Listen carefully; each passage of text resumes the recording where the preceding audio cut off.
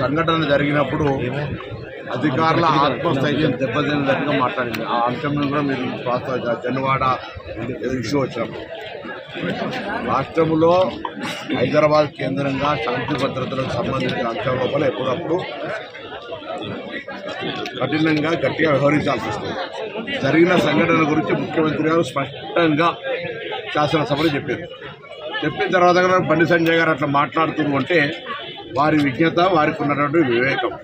నేను ఈ అంశం మీద ఎక్కువ వారి అభిప్రాయాన్ని వాళ్ళు చెప్పుకునేటువంటి పరిస్థితి ఉంది కాబట్టి గవర్నమెంట్, ప్రజలు, ప్రజానికం ఏమనుకుంటారు అనేటువంటి మాటని స్పష్టంగా చెప్పారు. నేను ఇంతకుముందు అన్నాడు కేంద్ర మంత్రిగా ఉన్నప్పుడు వారు గౌరవనీయులు, వారు మరొక్కసారి నేను విజ్ఞప్తి చేస్తా ఉన్నా, ఆ కుటుంబాన్ని కూడా పరామర్శ చేసి రమ్మని కోరుతా ఉన్నా.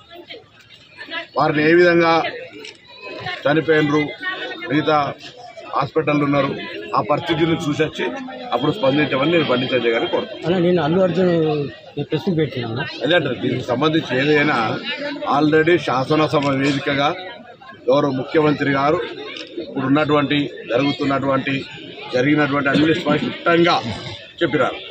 నేషనల్ వైడ్గా తెలుగు జాతిని పూర్తి స్థాయిలో చూపెట్టినాం. ఇక్కడ ప్రభుత్వం ఇంత చేస్తూ ఉంది, కక్షపూర్తంగా వ్యవహరిస్తుంది. మళ్ళీ ఇప్పుడు మీకు ఎక్కడ కక్ష కనబడ్డది నాకు అర్థం కాలేదు. కక్ష ఎక్కడ కనబడ్డదో అర్థం కాలేదు. ఇలా కక్ష అనేటువంటి పదానికి అర్థం లేకుండా ఈ పదంలో అంటే రాష్ట్రంలో ఇప్పుడు ప్రధాన ప్రతిపక్షాలు బీజేపీ వచ్చి బీఆర్ఎస్ సినిమా ఇండస్ట్రీస్ మీద ఎక్కువ వాళ్ళు ఫోకస్ చేస్తున్నారు. మిగతా సమస్యలు లేవని మీరు కరెక్ట్ మాట్లాడారు.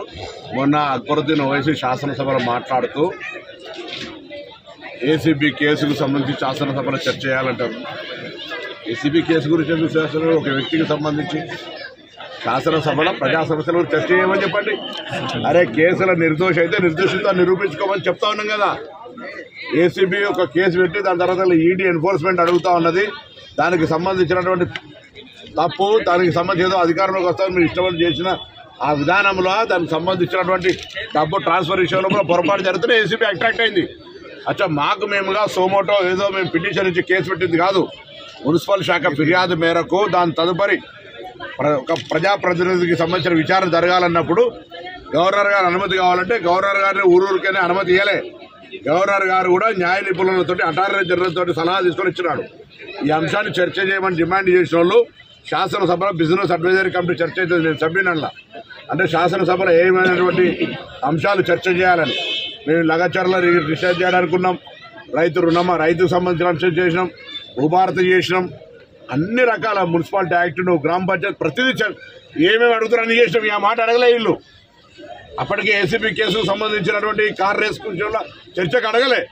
అడిగితే మాకేం నిన్న రోజులు అసెంబ్లీ రాత్రి ఒక్కోటి దాకా అసెంబ్లీ నడుస్తుంటే మాకేం చర్చ చేయడానికి ప్రజా సమస్యల మీద, ఒక కుటుంబానికి సంబంధించిన అంశం మీద శాసనసభ చర్చా వేదిక కావద్దని చేయలేదు.